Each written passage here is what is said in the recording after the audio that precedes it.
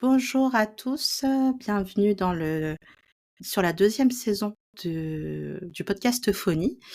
Pour le premier épisode, nous accueillons aujourd'hui, alors est-ce que je vais bien le prononcer? Cécile Prunier-Arnaud. Parfait. Bonjour. Parfait, Parfait. bonjour. Les gens sont habitués à Sipaï-Wangbei, donc ça va, il y a pas de je pense Oui, que le défi est un peu ça va, différent. le défi était ça allait. Ça allait. Qui es-tu, Cécile? Alors oh là, la question vaste.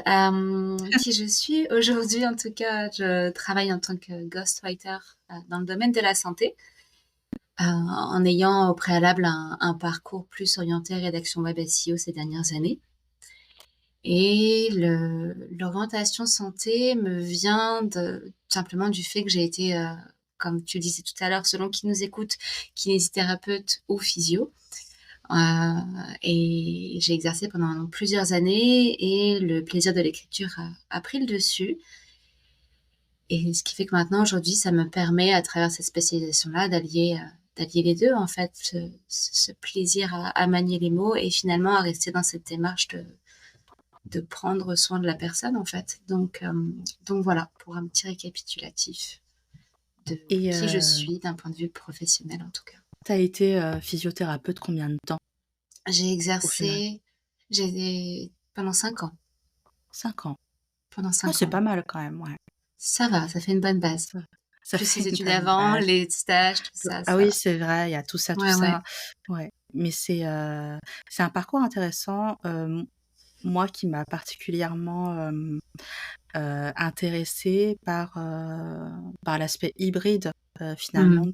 de ton profil qui je pense, peut apporter des choses intéressantes aux personnes qui s'intéressent à l'écriture en général, heu, mais tout simplement les gens qui écrivent, en fait.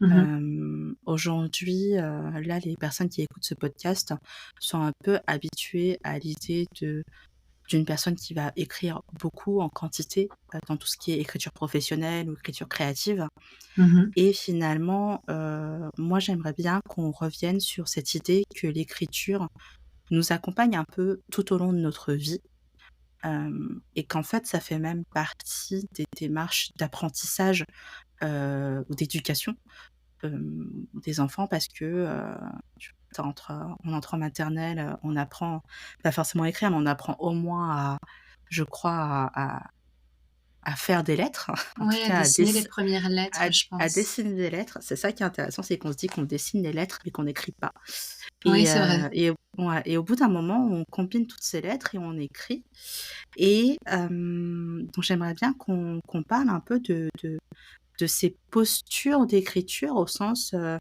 pas forcément posture intellectuelle, mais posture physique d'écriture qui varie tout au long de notre, longue vie, Mmh mh. d'écrivain amateur ou professionnel. Tu vois, par exemple, quand on est en maternelle, alors on commence à dessiner des lettres. Mais au final, on utilise des crayons, on apprend à utiliser des crayons, on apprend à utiliser, des pinceaux et cetera. Donc, il y a est-ce que c'est pas là, c'est à ce moment-là, c'est plus, où on apprend finalement à utiliser sa main de façon précise, non? Oui, je pense qu'on est plus dans une démarche à ce moment-là de travail de ce qu'on appelle, l'appréhension, la motricité assez fine au niveau des doigts, en fait, où tu Mmh. vas combiner cet apprentissage-là à travers l'apprentissage de la forme des lettres que tu vas après assembler pour apprendre à écrire. Donc l'exercice, il est un petit peu double finalement, Mmh mh. je pense à cet âge-là.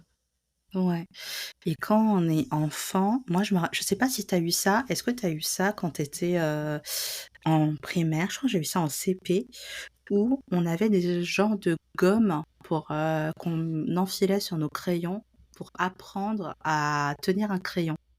Non, C'était j'ai un jamais eu machin ça. Tu as jamais eu Ça me ça? donne ça pique la curiosité parce que j'ai jamais vu ça Ça et t'intrigue?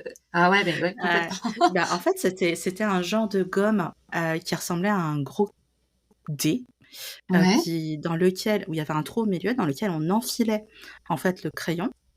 Alors pour c'était apprendre un à peu bien poser les élastique. doigts. OK, Ouais, parce qu'en fait, c'était une sorte de mini poignée ergonomique que tu OK, pouvais mettre d'un crayon à un autre pour poser OK. les doigts. Donc tu avais, OK. cette forme, où tu pouvais poser ton tu disais, bah, d'abord tu mets ton pouce, après tu mets ton index, après tu mets ton majeur et ça Mmh. incitait à tenir le crayon d'une certaine manière.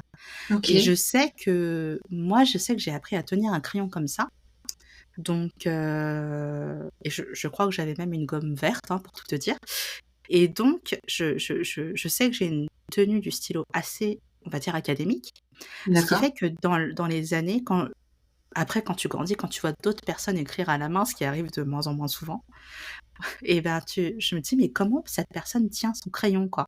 Oui, tu vois Je toutes les comprenais variations pas. possibles de prise de crayon, de stylo et c'est vrai que là, quand j'ai jamais vu l'objet en tant que tel, mais de l'imaginer, ce qui me vient aussi, c'est, alors autant c'est vrai que pour apprendre la «posture» entre guillemets, heu, même si c'est pas le meilleur des mots, mais idéal ou en tout cas standard dans la façon d'écrire, en fait, la vérité, c'est qu'il y en a pas mal d'autres, il y en a même plus enfin, il y en a plusieurs et Mmh. chaque personne va aussi, s'accaparer la position qui lui convient le mieux.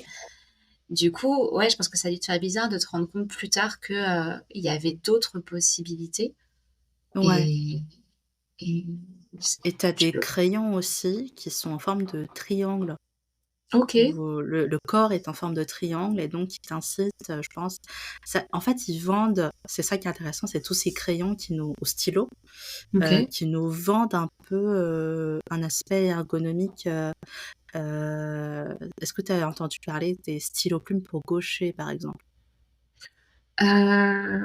Non, mais ça fait plutôt sens, j'imagine. Ils doivent être, construits un peu différemment par rapport à l'encre qui a le temps de sécher? Ouais, Non? Rien à l'encre, voir? ouais, ou je sais pas, ou peut Dans la tenue aussi du stylo? dans la tenue, je crois, parce que la OK. plume change, Tu as enfin, pas la même courbe au niveau ouais. ouais, OK. et c'est là qu'on voit que, tu vois, on parle beaucoup de clavier ergonomique, de souris et Mmh. tout, mais même tous ces stylos, c'est déjà pas si simple. Et qu'est-ce que tu penses, toi, quand tu étais étudiante, par exemple, tu as dû beaucoup écrire? Heu, Ouais, ouais, j'ai écrit, des kilomètres de lignes, je pense. En ouais. effet, Tu faisais des en fac. schémas aussi un petit peu, non? Des schémas? Ouais, Ouais, ouais, des, ouais, je faisais, bah, c'est là où j'ai un souvenir le plus fort d'écriture, c'était en fac de médecine, en première année. Il fallait passer par la première année pour, entrer en école de kiné à l'époque et hem et les enseignants, en fait, parlaient enfin, oui, faisaient leurs cours en parlant naturellement, donc fallait prendre les notes très vite parce que les cours étaient donnés très vite et j'ai souvenir d'écrire d'une façon presque assez tendue finalement, parce que je voulais rien manquer, je voulais écrire le plus vite possible et j'ai vraiment souvenir de cette tension, heu, qui allait vraiment du bout de mes doigts jusqu'à l'épaule, jusqu'au cou, mmh, parce que le but était de d'écrire le plus vite possible, de reprendre tous les schémas, de reprendre tous les détails, le moindre mot. Il y a aussi un aspect assez bref, première année de médecine, compétition, tu veux avoir tous les détails possibles et je crois que c'est là où j'ai le plus écrit manuellement. ouais. Vraiment, c'est là. Est-ce que c'est là que tu as le plus souffert d'avoir écrit, physiquement, tu penses? Peut-être pas, Non, j'ai pas souvenir d'avoir particulièrement souffert à ce moment-là tu parce étais que, plus jeune aussi. j'étais déjà plus jeune et mine de rien, je pense qu'on sait tous que, bah, plus les années passent, plus tu galères Ouais. un peu plus et aussi parce que le stress était ailleurs et l'attention était portée ailleurs, je pense sincèrement. Mmh. Donc mais j'ai par contre cette sensation physique de tension, elle est clairement gravée dans ma mémoire. Donc je pense que quelque part, ça reste quand même quelque chose dont je me souviens et qui m'a marquée, en fait.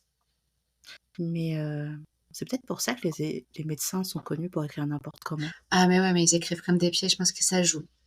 Ça joue. Ouais, Enfin, en tout cas, beaucoup de gens disent que ça vient de là. Est-ce que c'est vraiment ça? Je ne sais pas. Mais bon, maintenant, ils font aussi beaucoup d'ordonnances, à l'ordinateur. Donc heureusement pour nous voilà, autres. tout va mieux. Mais oui, oui, là, c'était un bon défi, manuscrit, en tout cas, ces années Mmh. de fac. Mais je me rappelle qu'à la fac, enfin, moi, ce que j'avais dans les amphis, c'était cette espèce de petite tablette qui était collée à ton siège. Ah, tu avais cela, toi? OK. Ouais, et enfin, j'en avais, c'était pas toujours le cas. Il y avait aussi des salles un peu plus classiques aussi avec des tables et tout, mais je savais jamais comment me mettre, Non, tu sur sais ces pas, petites tablettes. tu finis toujours par te tordre complètement parce qu'elles sont assez étroites, que tu Ouais, les surtout en tablettes, partiel. Ouais. Et, non, on n'avait pas les tablettes, mais on avait ces immenses tables, en fait, mais très fines et qui faisaient toute une partie de l'amphi à chaque rangée, quoi, finalement, toute la rangée. Ah oui, je vois, ouais. Et du coup, tu avais aucune. Et t'étais serré, quoi. Je veux dire, les sièges, les sièges n'étaient pas du tout confortables, les tables n'étaient pas du tout adaptables. Enfin, c'est tout sauf fait pour aider l'étudiant à être dans une position où il est bien, en fait. Donc, Mmh. Ouais, donc faut c'est être vrai que motivé, faut être c'est vrai que maintenant que qu'on en parle comme ça, je me dis, parce que je repense aussi, moi, à mes années étudiantes, où j'ai fait des études de lettres, surtout. Mmh.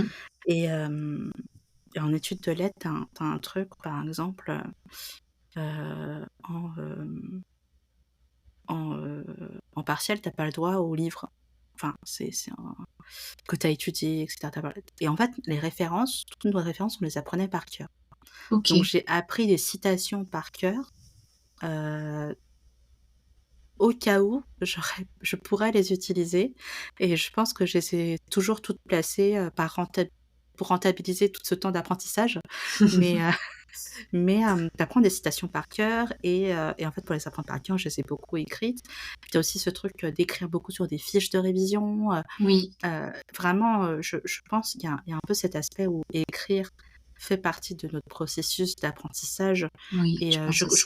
je crois qu'il y a pas longtemps, il y a eu des études qui sont sorties, je les mettrai dans les liens si je les retrouve avec de la chance, dans les descriptions du podcast, mais comme quoi l'écriture manuscrite, active des choses dans le cerveau qui facilitent la Mmh. mémorisation. Mmh mh. Mais ce qui me perturbe, en fait, aujourd'hui, je pense que c'est on reçoit tellement de conseils, nous, en tant que professionnels de l'écriture aujourd'hui, sur, l'ergonomie au bureau, typiquement, Mmh. hem qu'il y a un peu cette espèce de sacro-saint, type de position au bureau où on a tous vu des schémas, filés par la médecine du travail avec votre écran comme ça, avec un certain angle, votre clavier comme ça, pas trop bas, il faut que ça fasse un certain angle avec vos coudes, vos pieds à plat, et cetera, et cetera. Et donc ça, tu as un peu ce schéma, parfait. Et alors que quand on était étudiant ou gamin, on nous laissait quand même nous tenir un peu n'importe comment, Mmh. complètement avachis. Moi, j'ai des souvenirs, je pense que j'étais peut-être presque allongée sur, Sur la ma table, table?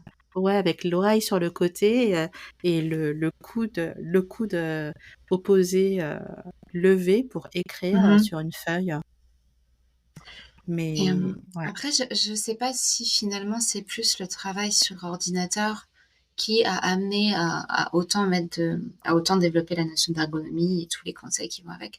Ou est-ce que c'est plus le fait qu'on passe aussi de plus en plus de temps assis? Mmh. Peut-être que ça vient Ouais. de là aussi. Est-ce que c'est pas forcément tant que ça lié à l'outil, mais plus à la aux À la station. habitudes, ouais, à la station, aux habitudes de station, quoi, qui ont pas mal évolué aussi. Hem, mais c'est vrai que dans tous les schémas que tu trouves, tu n'as jamais finalement de schéma par rapport à la position, manuscrite. Et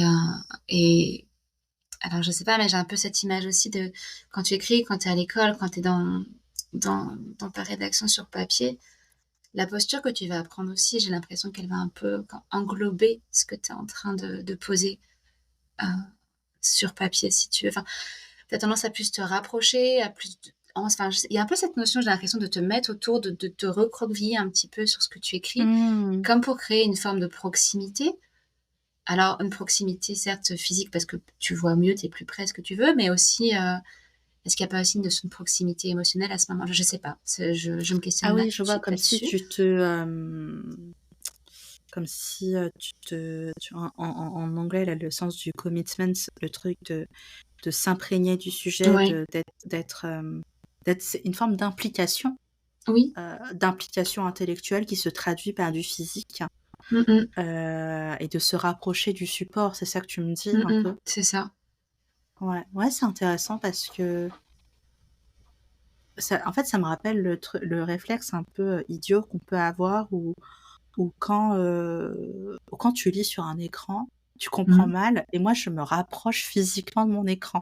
Pouvoir mieux, Que ouais, ouais, al je vois alors c'est le je crois que tu pas alors la qu'en seule. fait c'est le ouais, c'est le même texte, c'est la même image et je me rapproche de l'écran comme si comme si j'allais mieux comprendre parce que je Oui, voyais de plus près. Alors que pas du tout, je ne fais que m'abîmer les yeux, hein, faut qu'on le sache, mais mais c'est ouais, je comprends cette idée de prendre, son travail, un peu corps et âme, quoi, de dire, mmh mh, je le prends, quoi, je suis dedans et tu as un et lien physique qui est plus fort aussi, je pense, quand tu écris manuellement. mmh, Heu, peut-être tu le sens, que tu es enfin, comment dire? Cette sensation sur le papier du stylo qui frotte le papier de ce que tu poses, mmh, ça t'imprègne au niveau de corporel, je pense beaucoup plus que le fait de taper sur un écran. Du coup, est-ce que ça active pas un peu plus justement ce des choses cognitives aussi, ouais, heu, c'est ah possible. peut-être, peut-être qu'il y a des études dessus qu'on va mettre en Ce source, serait je sais pas, intéressant, j'espère, ouais. mais mais c'est vrai parce que, tu vois, par exemple, quand on écrit, tu as un peu ce truc aussi, que je retrouve moi aussi dans le dessin, la force du geste, en fait, ce qu'on Mmh mh. transmet par le geste. Je veux dire, tu écrivais toi, par exemple, typiquement, tu nous racontes qu'en fac de médecine, en première année, tu écrivais très vite. Mmh Heu, mh. certainement que ça a changé ton écriture, ce Mmh. la façon dont tu écrivais, la graphie évoluait en fonction Complètement, ouais, ouais. de ton niveau de détente. Et et ça peut être on peut aussi écrire de façon très appliquée parce qu'on a tout notre temps. En fait, nos lignes, nos boucles sont totalement différentes de quand on est énervé. Heu, on peut mettre les points sur les i, tu vois? L'expression: «Je mets les points sur les Ouais. i». «Ah, il m'a J'ai énervé», bim! j'ai déjà remarqué ça, ou ça m'arrive encore régulièrement d'écrire des lettres manuscrites Ouais. et souvent je les commence avec des lettres très soignées, assez droites Mmh mh. et au bout de 2 lignes, il y a tout qui part un petit peu en biais, il y a tout qui change, en fait. Une fois que je suis lancée dedans et c'est assez je pense que c'est juste moi qui n'ai plus la même posture, heu, émotionnellement parlant. Et je pense qu'en Mmh. effet, ça se retrouve dans la façon dont Ouais, tu écris. peut-être que au début, tu es concentré sur le fait que tu écrives une lettre. De vouloir bien écrire, tu veux que ça soit beau, tu veux que Ouais, ça soit parce que joli. finalement c'est ça, tu es dans la en fait, tu Ouais, es dans la posture de l'écriture et après tu défiles tes pensées. c'est Enfin, tu ça. parles à la personne donc finalement, ton attention, elle est peut-être plus portée sur ce que tu racontes Mmh mh. que la graphie elle-même et c'est vrai qu'avec un clavier, on a moins ça. On a juste, entre guillemets, «la pensée» qui sort, Mmh. même si on peut un peu abîmer son clavier de temps en temps parce qu'on est énervé. Oui. Après, j'espère que personne Après ne casse de touche par énervement. ce serait ouais, faut vraiment le vouloir, je pense quand même. Ouais, Mais parce que je pense qu'il y a c'est l'ordinateur qui passe dans ces cas-là. Mais, ouais. ce qui est assez étrange, je sais pas toi si ça t'a déjà fait ça ou pas, mais, je trouve par contre un avantage qu'il y a dans le clavier, c'est que j'ai l'impression que tu peux écrire beaucoup plus vite et qu'il y a un côté dans le déroulement des pensées qui est presque plus fluide. Mmh, heu, oui, parce qu'au sens où, le clavier alors en ce qui me concerne, hein, ça c'est je pense que c'est vraiment de la pure expérience personnelle. Le clavier, j'ai la chance d'être une personne qui tape très vite Mmh. et donc ça me permet d'être vraiment dans cette posture du brainstorming facilement. Mmh Donc je mh. peux écrire beaucoup de choses, au pas à la même vitesse à laquelle je pense, mais je dis pas que je pense extrêmement vite, hein, je veux pas me me vanter, mais non, mais tu vois, c'est ce côté où j'arrive plus facilement à suivre le flux de pensée quand Oui, j'écris avec un oui, c'est clavier. ça que je veux dire. Ouais, alors que c'est vrai qu'avec un stylo, heu, tu limité par le support lui-même C'est ça. aussi et peut-être juste parce que tu fatigues tout simplement, mais et à l'inverse, tu vois, il y a des jours où j'ai pas envie de taper au clavier, j'ai pas envie d'écrire avec la main parce que je suis fatiguée des yeux, en fait, finalement. Mmh, mmh mh. Et quand je suis fatiguée visuellement, je le fais en dictant. Oui, Je dicte et je je me suis reprends plus mise il y a pas tard. longtemps aussi, ouais. Ouais, mais au moins ça me permet d'avoir décidé ce que je voulais, enfin d'avoir, mis sur un support ce dont j'avais besoin, quitte à le reprendre plus tard et en fait je considère le résultat de ça, au même titre que, qu'un truc que j'aurais écrit sur un post-it finalement, quoi. Mmh. Mais c'est vrai que la Ouais. posture des tu vois, on a parlé de posture, finalement de musculaire, mais c'est vrai que les yeux, ils prennent aussi cher, hein.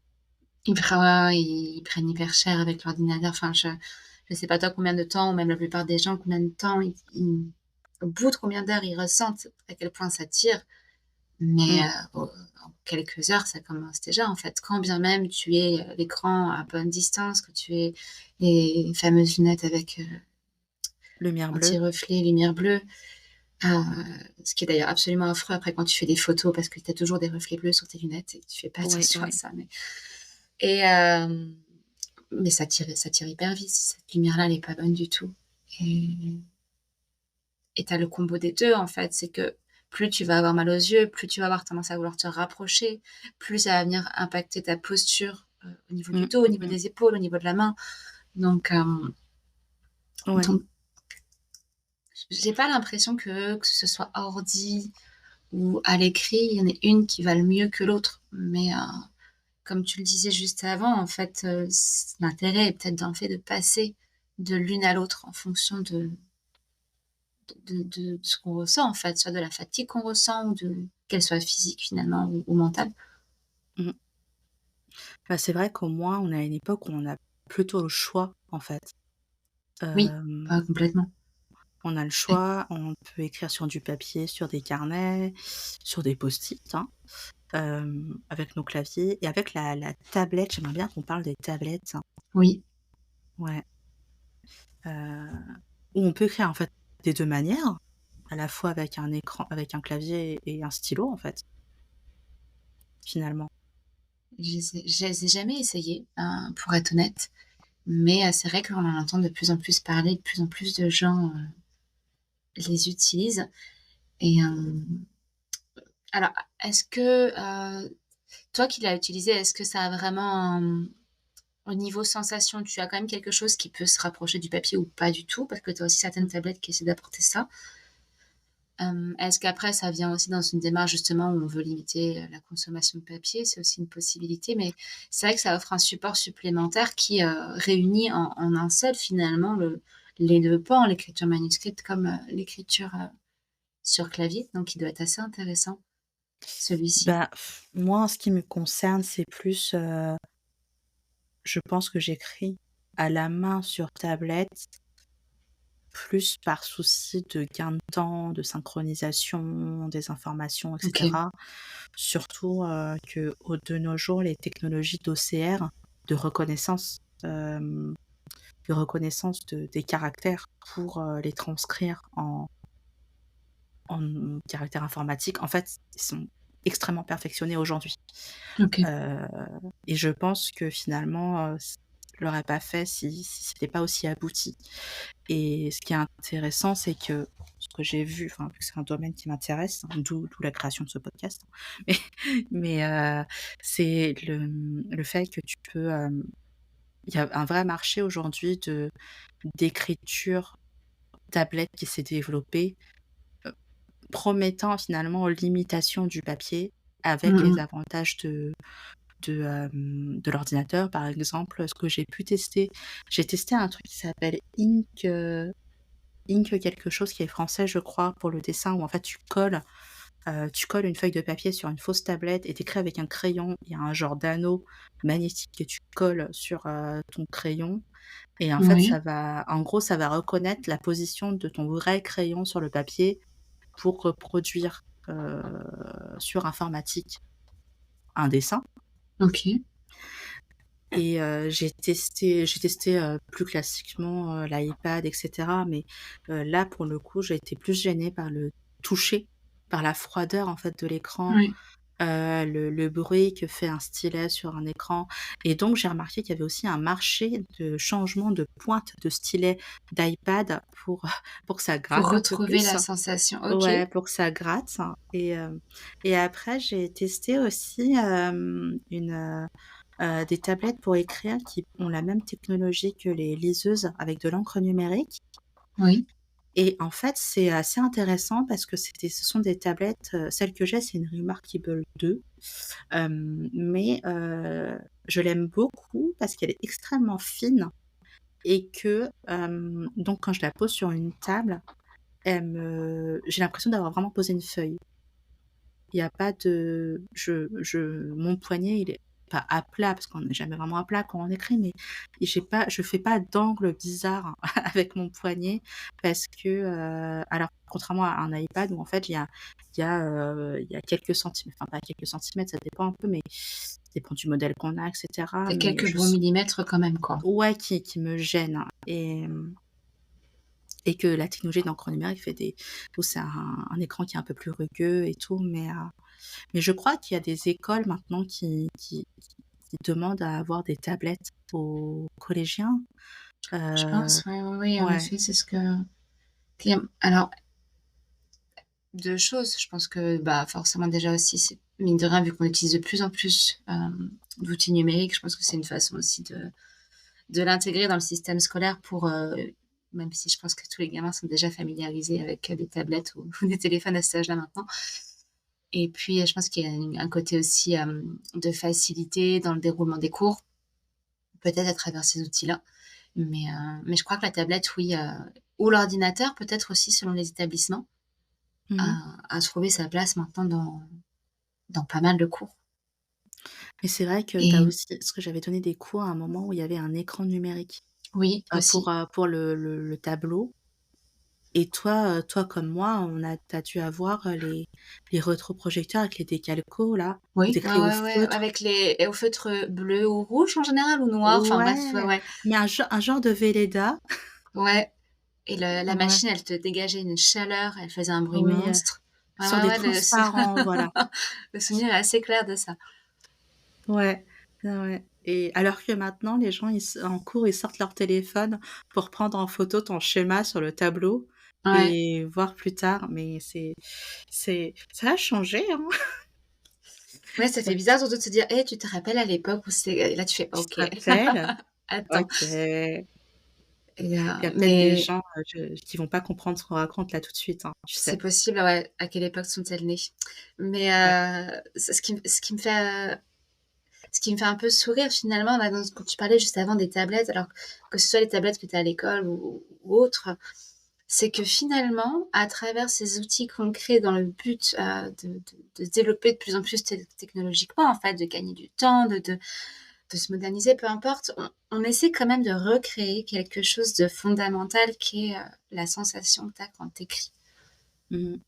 Et parce que c'est que ça fait écho à un besoin, je pense, cette sensation-là, tu vois? Enfin, c'est assez drôle comment les choses s'imbriquent finalement, comment elles évoluent et en même temps, elles réintègrent quelque chose d'ancien, dans cette Ouais. fin. Est-ce qu'il y a pas un aspect, tu vois, je réfléchis un peu aux métaphores qu'on utilise quand on écrit.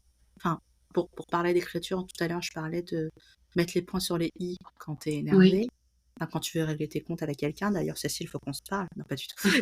Et Mettons les points sur les i tout de suite. mettons-les tout de On suite. met on mettra des cœurs, ça ira. Ça On marchera mettra des aussi. cœurs et il y aura pas de guillemets dans ce qu'on va se raconter. Mais, d'ailleurs, entre parenthèses, les il y a aussi cette espèce d'idée de la trace, où on dit graver les choses dans le marbre, Oui, heu, ou, tu vois, si je remonte, par exemple au cunéiforme où c'était des choses qui étaient imprimées, par pression sur des tablettes d'argile, voilà. Mais tu as un peu ce côté où je pense, où l'action d'écrire étant de mettre une pensée sur un support, mmh, peut-être qu'on a besoin, en fait, de ressentir qu'on pose une forme de trace avec cette pensée et c'est ce que tu disais finalement avec ce côté de posture, de s'imprégner de ton sujet, enfin d'être de quand on se recroqueville finalement, c'est quand on est, proche en fait de ce qu'on raconte. mmh, mais, c'est vrai que ça, ça me questionne, ça va beaucoup finalement. Est-ce que c'est pas juste notre rapport à l'écriture en soi qui a, du coup, par là même évolué dans la mesure où on n'est plus dans cette recherche de contact, de sensation physique du matériau, du support qu'on utilise et sur lequel on écrit.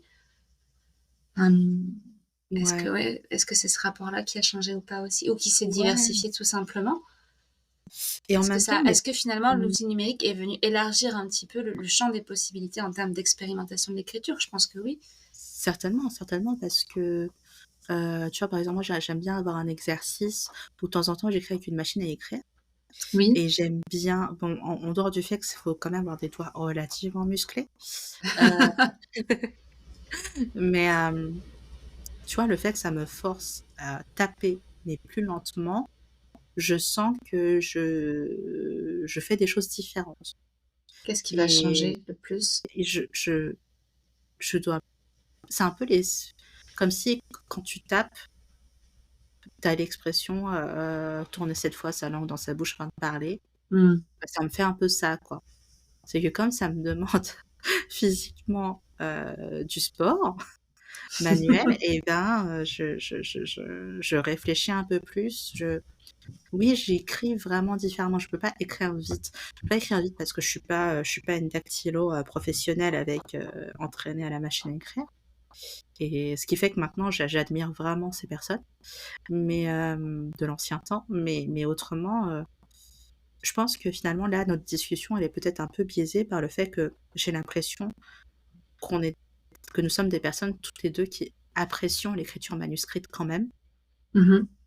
Et alors que c'est vrai que, dans mon entourage ou dans professionnel notamment, je connais des personnes qui n'écrivent plus du tout, avec un crayon pour l'aspect, 0 papier, Mmh. heu, qu'on peut toujours, on peut toujours prendre du recul par rapport à l'aspect 0 papier parce qu'entre 0 papier et acheter plein de matériel électronique ou Ouais, enfin, voilà, on peut faut remettre toujours, les choses un petit peu en perspective et puis tu as en aussi perspective, ouais. le stockage de données qu'il y a derrière, donc bon ça c'est un autre Un vaste outil sujet, oui, mais c'est vrai qu'il y a ce mais truc de zéro papier, enfin voilà ouais, ouais, et les motivations, sont enfin, on essaye toujours de faire un peu tout ce qu'on peut, genre enfin, ce qu'on peut à l'instant T oui. pour notre planète, j'ai envie de dire, mais c'est vrai qu'il y a ce truc de, bah, 0 papier et donc parce que c'est la full synchronisation de toutes ces infos, Mmh. synchronisation, centralisation, typiquement, les gens qui vendent, des tablettes pour écrire, même quand ça se rapproche, d'un toucher papier dans la communication, dans le marketing du produit, heu le premier argument, c'est le fait que ça soit tout synchronisé et que tu aies qu'un seul truc.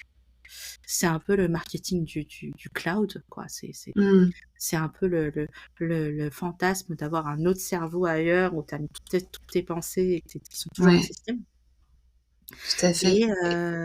Et mais ça crée ce truc où ce sont des gens qui n'écrivent plus, mais qui écrivent tout le temps, et ou sur un téléphone dans une appli de notes, heu, n'importe où ils sortent leur téléphone, ils écrivent des trucs, leur ordinateur, peut-être une Mmh. tablette, et c'est vrai que nos schémas d'ergonomie ne pensent pas à l'aspect itinérant non plus de l'écriture.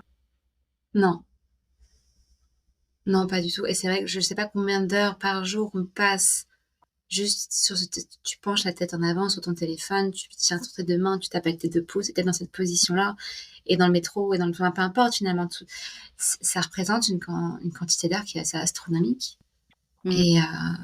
et tu personne, de toute façon ça fonctionne pas techniquement, qui va avancer avec son téléphone en face des yeux pour, taper et regarder droit et tenir au moins la tête, le regard à l'horizontale. Personne ne va faire ça parce que tu finis par Ouais, rentrer dans quelque chose oui, et pourtant, c'est vrai que maintenant tout est fait aussi pour que tout soit le plus possible faisable sur un smartphone, en fait. mmh, Tout ton travail peut, alors pas dans les meilleures conditions, mais être mobile grâce à ton smartphone et au niveau, de l'ergonomie, puisque tu en parlais juste avant, non, c'est vrai que c'est pas du tout un outil qui a été pensé pour être, je trouve enfin, je ne sais pas quelle est la réflexion des gens derrière, enfin, de ceux qui créent en tout cas ces téléphones et qui pensent à leur design et j'imagine qu'il y a toute une réflexion derrière, mais au niveau de l'usage en soi, non, c'est loin d'être quelque chose de particulièrement ergonomique. et il y avait un sujet que je voulais aborder avec toi, c'est, l'aspect de la surcompensation, justement Mmh mh. dans la façon dont on se tient pour écrire. Heu, Typiquement, je pense qu'avec un smartphone, personne ne se tient vraiment droit. Non. typiquement, mais est-ce que, tu vois, moi, je constate, bah, tous ces schémas justement des comment bien se tenir pour travailler, comment bien se tenir pour écrire. Il y a toujours ce truc de se tenir droit. Toi, tu en Ouais. penses quoi se tenir droit pour toi? Alors dans mon imaginaire, en tout cas, se tenir droit, ou en tout cas de ce que j'ai expérimenté, que ce soit à l'école ou plus tard, c'est faire cet effort en fait de venir te redresser. C'est marrant, je le Mmh. fais en te le disant.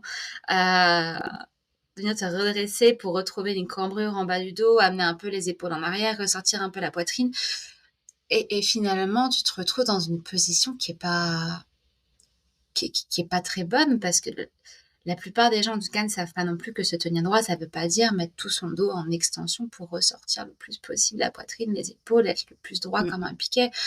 Donc se tenir droit déjà, qu'est-ce que c'est que droit finalement? Et tu pas grand monde, je trouve, ça fait pas partie correctement du programme scolaire, je ne sais pas, ce serait intéressant de revoir ça aussi. Qui sait exactement comment est fait en fait le dos? Heu, au niveau anatomique, si tu veux. Donc les gens se Mmh. disent: «Se tenir droit, on va essayer de faire le truc le plus rectiligne possible». Donc tu te retrouves à prendre une position qui est pas forcément bonne, alors que se tenir droit, c'est plutôt l'idée de venir créer le plus d'espace possible dans ton dos, de venir trouver une position qui respecte en tout cas les courbures de ta colonne, et qui évite ce côté hyper avachi, voûté, tout enroulé. Mais c'est pas aller dans cet extrême de l'extension où tu te retrouves à finalement créer des tensions en fait au niveau de tes muscles dorsaux, lombaires, au niveau Mmh du mh muscle des mh. épaules du coup. Mais dès que tu es petit à l'école, on te dit: «Tiens, 3 doigts entre ta droit», la maîtresse elle arrive derrière, là, elle te redresse un petit coup avec la main, Ouais. et donc je pense que c'est cet apprentissage de qu'est-ce que c'est la une entre guillemets, si on peut parler d'une bonne posture, ce qui est peut-être un peu biaisé aussi, quelle est la posture qui convient le mieux au dos? Quelle est sa posture naturelle? On l'apprend pas ça quand on est gamin, et à aucun moment dans notre scolarité, dans notre apprentissage, si on n'a pas des parents qui savent ça, si on va pas chez le kiné à un moment qui nous l'apprend, à aucun moment on on a conscience de ça. Alors que Ouais. finalement, bah, pour beaucoup de bah, pour tout le monde d'ailleurs, c'est ton outil de si là on est là pour parler de contexte un peu professionnel, on va dire, c'est aussi ton outil de travail en fait. Mmh mh.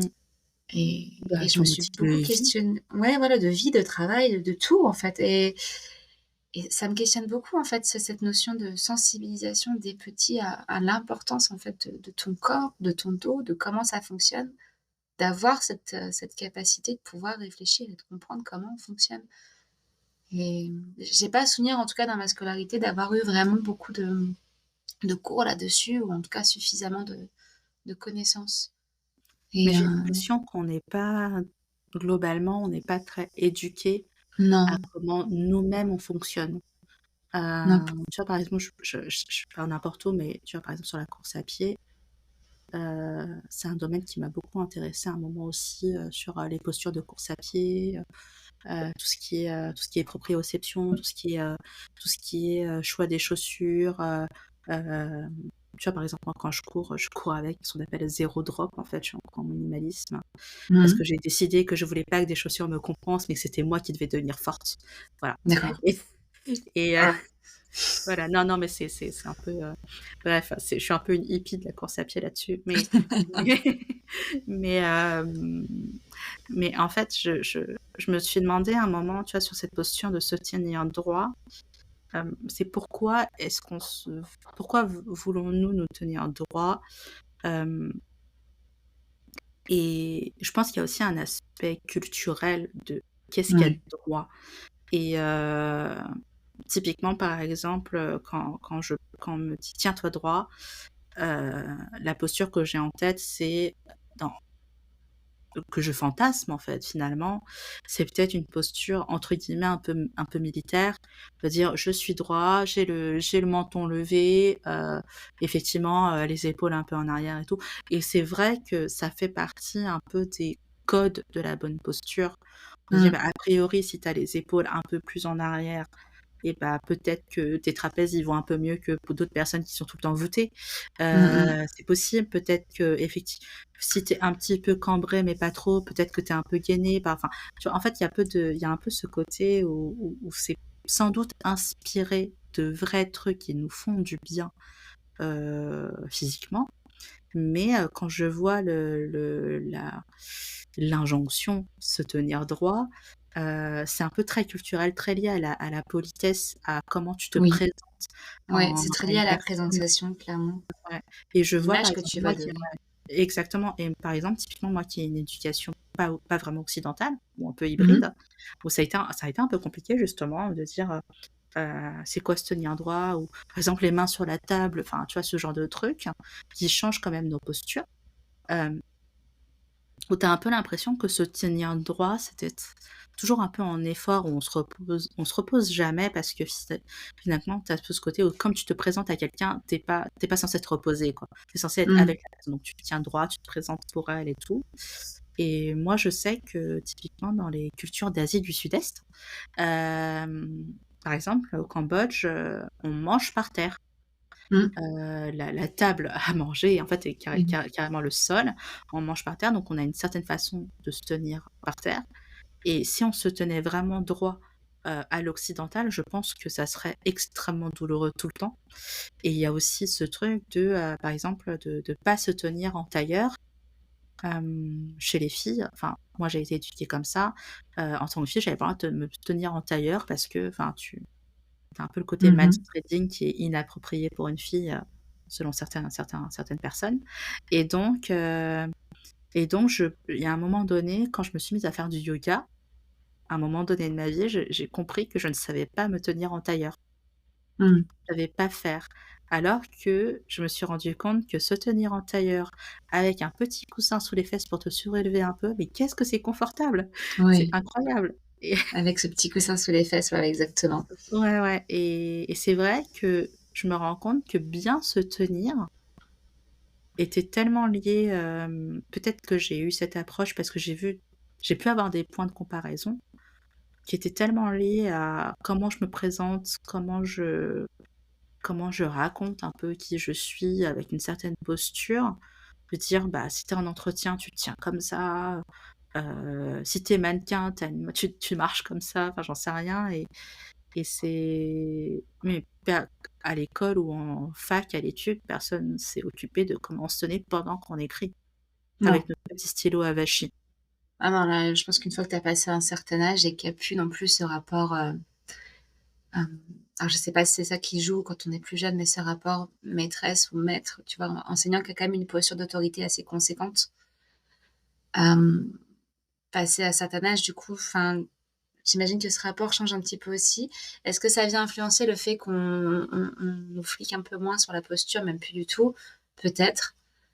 Hem, mais, mais c'est vrai que tu passes du tout au rien, quoi. Tu passes du tiens-toi droit quand tu es petit, aux plus années plus tard en études où tu passes ton temps à vacher. Et puis d'ailleurs même, je pense que même dès le lycée, peut-être même le collège, assez rapidement finalement, ta posture elle commence à s'enrouler, et le fait est que, quand tu es assis en fait et que tu restes longtemps assis, dans tous les cas, ton corps automatiquement va venir s'enrouler. Donc tu as toujours cet effort de te voir te redresser, et on est toujours dans ce rapport je trouve de l'effort, de devoir tenir une posture, la bonne posture, la posture droite, et alors qu'on pourrait vraiment être dans une démarche beaucoup plus, du moindre effort justement, où on essaierait de passer plutôt d'une posture qui nous est confortable à une autre posture et plutôt de venir favoriser le mouvement de la personne, même depuis qu'elle est petite, plutôt que de dire, «Tiens-toi droit et tiens ta position», en fait. D'être resté dans une forme d'immobilisme qui te déconnecte aussi, je pense, pas mal de ce que des signaux que peuvent t'envoyer ton corps et qui dit: «Hey, là, j'ai besoin de bouger» ou «Hey, là, j'ai besoin de faire ça». Du coup, tu as un peu aussi une, alors je vais pas aller à dire jusqu'à une dissociation, mais je pense que ça aide pas vraiment à se connecter à ce qu'on ressent et à ce qui nous permettrait de changer de position finalement pour être dans quelque chose qui nous convient mieux et varier plus souvent. Mais sûrement parce que en fait, on se tient pas droit pour nous-mêmes, quoi, dans ces moments-là. Non. On se tient droit pour quelqu'un d'autre. Ça dépend, je pense. Tu as aussi des moments où tu vas te tenir mais parce que tu as appris. Tu as appris qu'il Oui, fallait te tenir droit, donc tu finis par le faire automatiquement parce que tu veux montrer quelque chose de sérieux, d'engageant, d'ouvert, de professionnel, je ne sais comme un pas. entretien d'embauche. Oui, On voilà ouais, et on dira si tu es au bout de ta chaise, c'est que tu es pas motivé, ce qui sont des choses, enfin, on sait que c'est un peu nul maintenant comme mmh mh. interprétation, mais il y a plein de choses comme ça, de mythologie, de la posture. Si tu as tes pieds, tournés vers la porte, c'est que tu t'en fiches, enfin, c'est plein de choses comme ça qui sont où en fait, peut-être qu'on se surveille beaucoup aussi. On se surveille pour se corriger, mais on n'est pas Mmh. juste, est-ce que quelqu'un en ce monde aujourd'hui connaît sa position naturelle pour s'asseoir? Je Non, je pense que tellement tu la on connais pas, ouais, tu la recherches, et puis elle va ouais, changer de toute façon. En plus, c'est mmh, pas quelque chose qui est figé, quoi. Parce que déjà tu vas grandir, tu vas vivre certaines choses dans ta vie qui font que tu vas avoir telle ou telle tension. Finalement, tu vas même ton corps en soi va changer quand tu vieillis, donc ta posture, celle dans laquelle en tout cas tu te sens bien, déjà je pense qu'il y en a plusieurs, elle va forcément varier. C'est et l'idée, c'est peut-être d'aller essayer de trouver, dans laquelle tu te sens bien.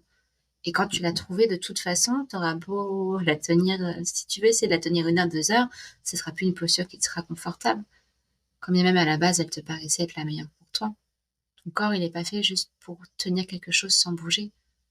ouais. Donc, tu as la notion de posture confortable, idéale pour quelqu'un entre guillemets et cette notion de finalement, tu as aussi surtout beaucoup besoin de bouger.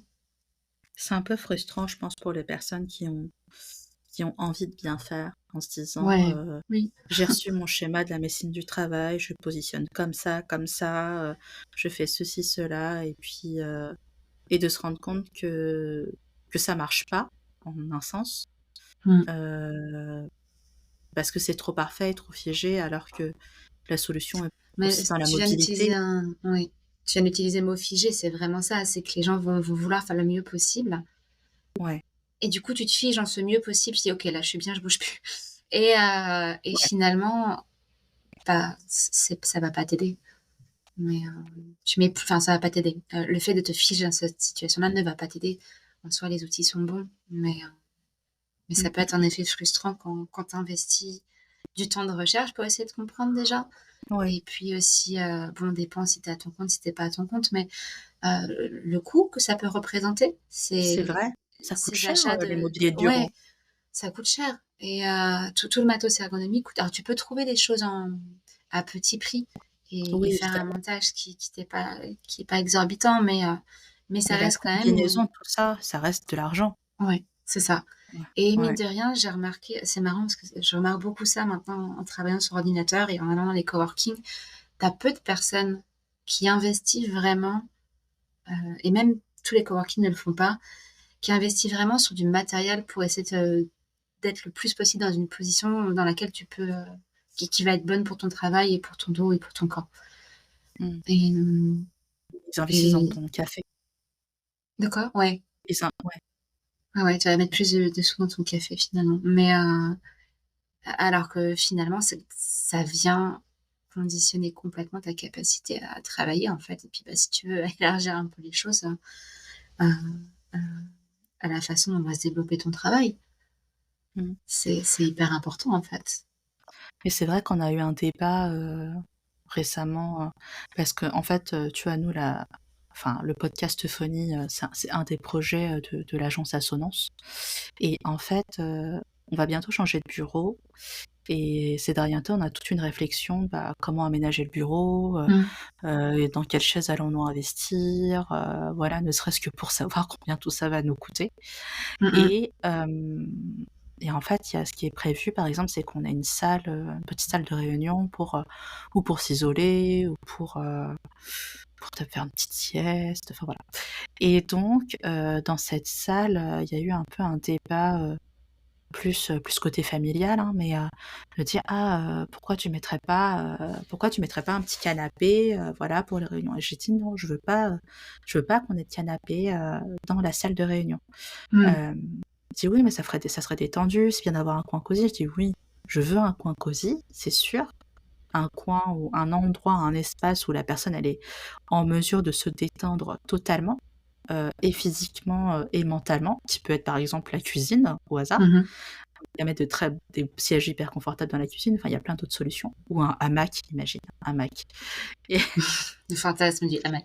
le fantasme du hamac et mais et je disais: «Non, la réunion sur un canapé avec une table basse», en fait, je me voyais déjà avoir un tas de problèmes. Pas savoir comment se tenir, où est-ce que je mets l'ordinateur? Est-ce que je dois regarder un écran? Est-ce que je dois parler à quelqu'un? Comment je mets mes jambes? Si je suis à Mmh plusieurs, mh, mmh si je suis mh. avec mes collègues, comment je me tiens avec mes collègues? Si j'ai un client, un partenaire, comment je me tiens en face de lui? Le canapé offre beaucoup trop de choix, et Oui, donc de complications de comment je me tiens et le risque de finir avachi, et d'envoyer un mauvais message également. Je trouvais que ça me posait déjà beaucoup trop de problèmes intellectuels d'avoir des canapés et et je dis: «Non, non, je veux pas qu'on gère ça. On va mettre juste des tables à des hauteurs, qui sont convenables pour tout le monde, des chaises qui nous permettent, d'être, assis confortablement, mais de bouger aussi, donc peut-être des types, manches debout et chaises hautes un peu pour être juste posé. Enfin bref, il y a tout un débat, là-dessus sur qu'est-ce qui nous conviendrait le mieux par rapport à ce qu'on veut faire de cet endroit, mais c'est vrai que, je comprends cette motivation de dire: «C'est bien d'avoir un canapé, peut-être installé, mais installé confortablement en fonction de ce qu'on fait». c'est ça. C'est pas la même chose, quoi. Je me dis, moi, je sais que travailler dans un canapé, j'aime bien pendant, admettons, 1 heure parce que spatialement, j'aime bien changer d'endroit. J'ai l'impression que ça me fait un peu redémarrer intellectuellement d'avoir changé physiquement d'endroit. Ça me met sur de nouvelles, conditions. Mais, vraiment le truc de comment je me tiens devant des gens sur un canapé ou mettre l'ordi ou me poser, en plus, c'est bête, mais les gens ne l'entendent pas via ce podcast, mais je suis une nabote, donc souvent la plupart des canapés, je ne touche pas par terre, Ah OK, sur les ouais canapés donc standards, donc c'est compliqué, je ne sais pas comment me mettre. et le tailleur n'étant pas à ta po enfin maintenant tu as travaillé ton tailleur donc c'est mieux mais Oui, maintenant j'ai travaillé mon tailleur, c'est vrai, c'est vrai. Mais ça veut dire que ces jours-là, il faudrait pas que je me mette en jupe, tu vois? non voilà, voilà, gros problème. Non, non, c'est trop compliqué, tu as Non, raison. trop de Pas de questions, canapé, pas trop de possible. questions, pas de canapé. Si, on va avoir un canapé sûrement, mais ailleurs, tu vois? Mais Pas pas pour pour la salle de les réunion et oui. tu as vraiment ce côté dans le canapé de la détente aussi qui alors, je pense qu'en effet, c'est bien peut-être de venir apporter cette notion de faire des réunions en étant à l'aise, mais tu es pas dans une démarche non plus, tu es dans une phase de détente et de relaxation, enfin, donc c'est un objet qui est quand même très connoté aussi. C'est vrai, c'est vrai. Alors que, nous autres freelances, en canapé, en slip, Oui, oui, bien sûr, voilà. C'est oui, tout le monde fait tout ça, à fait. C'est tout exactement à pour ça fait. qu'on choisit, d'ailleurs ce statut, c'est pour pouvoir bosser en On pyjama depuis notre canapé. Ouais. Bon, le pyjama étant réellement la tenue la plus confortable. Ça on peut pas aller contre ça. C'est vrai que le pyjama, c'est une très bonne tenue. Ouais, c'est vrai, Ouais, ouais, en c'est sensation. vrai. Et après, bon, il y a d'autres débats, quoi. Notamment therm notamment thermiques, par exemple. Ah ouais. Ouais. Mais ouais, mais tu vois, sur les trucs de quoi choisir comme chaise, heu, moi, je sais qu'à un moment, on m'a dit: «Si pas, il prend un ballon, tu pourras te gainer un peu en même temps». Bah, en fait, tu verras que dans pas Je me mal suis de blessée. ah oui, tu m'as dit, tu en as parlé au Ouais. début, dans pas mal de bureaux où tu es un peu équipé, en général, tu as presque le choix entre plusieurs assises. Tu vas avoir le Mmh. fameux siège ergonomique, voilà. Tu vas aussi avoir la présence d'un ballon, pour peu que tu aies aussi un bureau debout, bon, bah, déjà comme ça, tu passes un peu en station debout. Donc donc tu as cette notion un peu de variation de l'assise Mmh mh. qui qui reste, je pense, la plus importante sur laquelle se concentrer. Après, tu vas pas non plus avoir dans une seule pièce, X assises différentes. Et à un moment, ça devient aussi peut-être compliqué d'un point de vue logistique ou en effet financier. D'autant plus D'avoir quand le vous êtes choix. plusieurs. Ouais, c'est d'avoir le choix, de voir, peut-être aussi selon les besoins de chacun, ses préférences. Tout le monde va peut-être pas avoir besoin au même moment d'avoir envie d'être sur un ballon. Donc auquel cas, Mmh. tu en as qu'un et puis il peut tourner comme ça. Les bureaux debout, il y en a qui n'aiment pas du tout, il y en a qui adorent. Donc ça va être de voir un petit peu quelles sont les attentes de ces différentes personnes qui travaillent dans l'espace et de voir de quelle manière tu peux, construire cet espace et l'aménager, en y incorporant différents supports qui permettent, de t'asseoir en fait et de varier tes positions. Hem, Parce qu'en soi, rien qu'aussi des fois de venir mettre un petit coussin en plus sur une chaise, tu as aussi ces petits coussins, tu sais, assez, un peu sous-gonflés que tu peux mettre un peu sous les fesses, qui vont aussi te faire travailler. Tu peux le mettre 5 minutes, 10 minutes, peu importe, mais Mmh. qui vont venir te faire travailler justement un peu les mouvements au niveau du bassin, qui vont juste apporter une variation. Tu as aussi des petits ballons, ce qu'on appelle les ballons paille, là, que tu sous-gonfles, que tu peux te mettre un petit peu dans le dos, tu sais, les petits ballons de gym là, Ah oui, ah un oui, peu tout ah doux oui. là, que Mmh. tu sous-gonfles, mais vraiment bien sous-gonfles et puis tu peux les caler un petit peu dans le dos en fonction c'est des zones de tension, ça va te permettre aussi un petit peu de venir mobiliser ton dos. Donc tu vois si ça passe, si ça passe pas, si t'aimes pas. C'est toujours une question de tester, mais d'avoir des solutions comme ça pour varier un petit peu ta posture finalement. Mmh. On t'appellera pour notre liste de courses. Allez, vendu. Allez, on fera des tests avant, après. On a testé pour Mmh, vous le c'est ça. ballon sous-gonflé. Bon, en vrai, moi, quelque chose que je trouve absolument, personnellement, moi, après, c'est surtout le rapport, je pense, à ma taille. Je suis pas petite, petite, mais je suis loin d'être grande. C'est les repose-pieds. Ouais, Le exact. repose-pied avec, mais qui a bascule un peu, en fait, si tu veux. Je sais pas si tu as déjà pu tester Le ça? repose-pied. Ah oui, ce comme les avec des pieds un petit peu, Ouais, c'est des pieds arqués. en arc, ouais, Ouais, voilà. Ce qui qui fait que peuvent quand tu bouger. poses tes pieds dessus, mine de rien, bon, alors ça va pas te faire faire un énorme mouvement dans tout ton corps, mais le fait d'avoir cette bascule avant-arrière, ça va engager un tout petit mouvement qui va monter dans tes jambes, ton bassin, ton dos et cet accessoire-là, moi, je le trouve vraiment, vraiment génial. Mmh. Mais c'est vrai que la taille compte, enfin, Beaucoup, oui, je me rends pas je viens de réaliser que j'avais dit ça, que la taille compte. Mais oui. oui, mais je me suis entendue, tu vois? Ouf et mais en fait, par exemple, je sais qu'il y a des voitures dans lesquelles je me sens pas bien parce que l'assise, enfin, le siège, comme je suis pas très grande, après je pense qu'on est tous faits un peu différemment, tu vois? Par rapport à la Oui, taille de son buste et tout, en termes de oui. proportions et tout, mais je sais qu'il y a des sièges, par rapport à la position de l'appui-tête, font que je me sens pas bien dedans parce qu'elle Mmh me mh. comme si ça me forçait à un peu me pencher en avant tout le temps Oui, je et vois. je trouve ça hyper désagréable et c'est vrai que c'est pas évident du tout. Peut-être que la solution est là, c'est d'apporter des différentes solutions qui peuvent être interchangées, Oui. et de pas forcément forcer les gens à être totalement tout le temps assis, totalement Non. debout et peut-être De que les le fait laisser d'avoir être, juste, les laisser circuler en fait, tout simplement ouais, peut-être. les laisser être à l'écoute de c'est vraiment ça, qu'ils puissent être à l'écoute de: «OK, là, qu'est-ce qui pourrait me faire du bien? Quelle posture dans laquelle je me sentirais» bon, c'était pas du tout bien dit ça. «Quelle posture, me conviendrait à ce moment-là?» et d'offrir, en fait, la possibilité de régler les choses, d'avoir Mmh. les équipements les plus réglables possibles, je Ouais. dirais.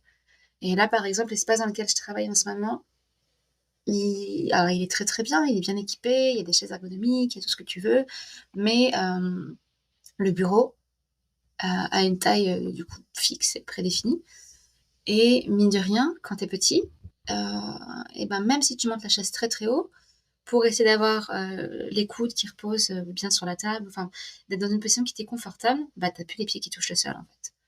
Mmh. Et il y a toujours cette notion de plus tu vas avoir tous les éléments qui vont être réglables, je pense, plus déjà tu vas pouvoir permettre à la personne d'avoir une position dans laquelle elle est la plus confortable possible, qui est le plus fait pour elle et plus tu lui offres aussi la possibilité de varier. Ouais, c'est vrai, c'est vrai. Oui, c'est pas simple, hein, Non, mais on va tous progresser, et puis c'est vrai qu'on a peut-être tous une appréciation très différente de la douleur. Heu, on ressent tous les choses de façon différente, donc tu vois, même quand on s'écoute, c'est pas si simple de s'écouter non plus, je pense. non. Non, c'est comme tu dis, on a notre façon de percevoir la douleur, de l'interpréter, d'y réagir est varie énormément en fonction des gens. Mmh. Tu as des gens qui ont un très grand seuil de tolérance et qui vont se dire: «C'est peu de choses, c'est peu de choses, c'est pas grave», ou même des fois juste ne pas sentir. Et puis il y a aussi simplement le fait que, tu peux avoir une tension, une blessure, et des fois juste tu n'as pas de douleur qui vient avec. Et des fois le fait d'avoir une douleur ne veut pas forcément dire non plus qu'il y a une blessure derrière. C'est pas toujours corrélé en fait. C'est quelque Ouais. chose Ah ouais. à bien retenir. C'est que, il y a pas de vérité absolue là-dessus. C'est pas parce que tu as mal qu'il y a forcément une blessure, c'est pas parce que tu as une blessure que tu as forcément mal. C'est très variable. Et C'est hyper compliqué ce que tu viens de dire. C'est très compliqué pour mon cerveau de personne, qui se dit: «Si j'ai mal, c'est que j'ai un problème». alors si tu as mal, c'est qu'il y a probablement quelque part, comment dire? Ça veut pas dire que tu n'as pas de problème, c'est que tu peux avoir une tension, tu peux avoir un déséquilibre quelque part si tu veux, mais ça veut pas forcément dire qu'il y a une blessure. C'est surtout le D'accord, fait qu'à la base, on je pense que la façon de le voir la plus correcte, c'est que la même blessure ne va pas s'exprimer de la même façon chez tout le monde, et chez certaines personnes, elle peut ne pas générer de douleur et chez d'autres en générer beaucoup. Voilà, c'est surtout ça, en fait. La d'accord, donc la blessure en soi n'est pas, forcément toujours corrélé avec la responsable de gravité. douleur. Alors avec la gravité déjà, Ouais. elle n'est pas corrélée avec la gravité de la non, oui, elle n'est pas du tout corrélée avec la gravité de la douleur. Après, c'est sûr que tu vas avoir des des symptomatologies qui sont, plus ou moins répétitifs des fois entre les gens évidemment, Mmh. mais il faut pas prendre ça comme une valeur absolue et dire que c'est parce que tu as, telle douleur que c'est forcément telle intensité de blessure derrière. Et pareil dans l'autre sens. Mmh, mmh, mmh. Et ben, finalement, enfin, alors s'il y avait une conclusion, c'est que oui, il faut s'écouter et comme c'est pas facile de s'écouter, Non, c'est bien d'être dans la prévention, en fait, aussi dans tout ça, de c'est dire, ça. ouais, d'encourager la mobilité, d'encourager de pas travailler comme tu veux parce qu'au bout d'un moment, bon, faut bien travailler, mais au sens de travailler comme tu veux, au sens où de s'autoriser à bouger dans un espace, de dire si tu as différentes tables, bah, d'aller l'une à l'autre. S'il y a une cuisine, peut-être que la réunion que tu voulais faire, bah, tu l'as fait debout dans la cuisine, j'en sais rien. Mmh mh. Contre soirée, réunion dans la cuisine, mais mais ouais, c'est pas évident et moi, j'encourage la mobilité aussi intellectuellement parce que je pense que ça fait en tout cas, moi, ça me fait du bien de changer De de lieu, changer d'espace? Ouais, de ouais, j'ai changer remarqué d'espace. aussi. Ouais. Ça fait un petit reboot au Mmh. c'est comme si tu changeais de perspective, finalement. Exact. Bah, tu Et changes, en fait, de tu perspective. changes, oui, c'est exactement ça, tu changes de perspective, et ce qui fait que dans ta tête, tu vois les choses un petit peu différemment aussi, et ça peut débloquer des fois, dans les moments où ça sort pas. C'est souvent Ouais. quelque chose que je C'est fais. comme, c'est comme, une bonne nuit et demain je verrai les choses autrement. C'est Parfois, vrai, juste tu changes d'endroit. c'est vrai, ouais, Mmh. exactement. Ouais, moi j'aime bien faire ça. Et beh, écoute, je crois qu'on a fait pas mal le tour de tout ça, Mmh mh. enfin le tour, à mon avis, on je pense qu'on aurait énormément de choses à se dire en réalité, Je pense qu'on il pourrait faut b y passer des heures. Ouais, en ouais, effet. écoute, ça fait déjà 1 heure, je pense que c'est déjà pas mal. Mais, non, c'est un sujet très intéressant, heu, j'aime bien le fait qu'on ait parlé de choses, des aspects un peu hybrides de cette activité d'écrire, qui est à Oui. la fois et intellectuelle et physique, et de posture physique, mais aussi de posture mentale, de où tu te positionnes, où tu es, hem et dans quelle phase de ta vie, en fait, aussi. Heu et que peut-être qu'aussi on a des seuils de tolérance intellectuelle qui sont totalement différents, de dire: «Bah, j'ai un cours magistral de 3 heures où je dois écrire.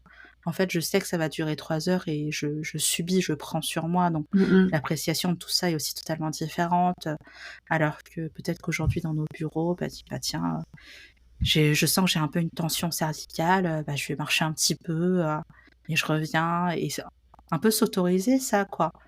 Maintenant, on a le luxe de Ouais, s'autoriser, de plus être en amphi et de plus avoir d'heures bah, on a ce de luxe-là de s'y autoriser. ouais. Après, on a aussi en face cette, injonction un peu à la productivité aussi, qui Oui. fait qu'on a souvent tendance à se mettre au second plan, pour, Ouais. pour essayer d'être Oui. de faire le mieux Je possible. suis je Alors suis la première à faire ça, donc ouais, je voilà, alors que c'est presque c'est un non-sens finalement parce que oui, sur le long terme, tu te tires une balle dans le pied en faisant ça. Mais oui. et même des fois bien plus rapidement que sur le long terme. Et je pense que c'est vraiment remettre, le redonner l'importance que mérite l'écoute de son corps, en fait, et la connaissance de son corps. Mmh. Alors ça veut pas dire, potasser pendant des heures son anatomie, ça ce genre de choses-là, pas du tout, mais essayer de comprendre un petit peu comment on fonctionne, qu'est-ce qui peut nous faire du bien, se renseigner là-dessus et heu et se rendre compte de l'importance que ça a d'y accorder du temps et de l'attention tous les jours, en fait, et d'en faire une hygiène de travail, mais de vie plus généralement aussi. Et bah, c'est une belle conclusion. Merci beaucoup Cécile. Merci à toi. Heu, Si on a des auditeurs, qui veulent te poser des questions ou te contacter pour du ghostwriting, ils font Avec comment? grand plaisir. Ils font comment? Alors, soit directement via LinkedIn ou, Ouais, par DM ou, par prise de rendez-vous, ou sinon ça peut être par email aussi, que je peux tout à fait transmettre par LinkedIn, ou s'ils viennent vers toi, que tu peux leur transmettre aussi, ça marche. avec grand plaisir. OK et ben, nous ferons ça et OK. merci encore. Merci encore et à bientôt. Et bah, à bientôt, puis passe une très bonne journée, Mais qui toi sait, peut-être aussi, en tailleur, on ne sait pas. peut-être et bonne journée aux gens qui nous écoutent aussi, tant qu'à faire. Bonne journée à tout le monde. Merci beaucoup en tout cas.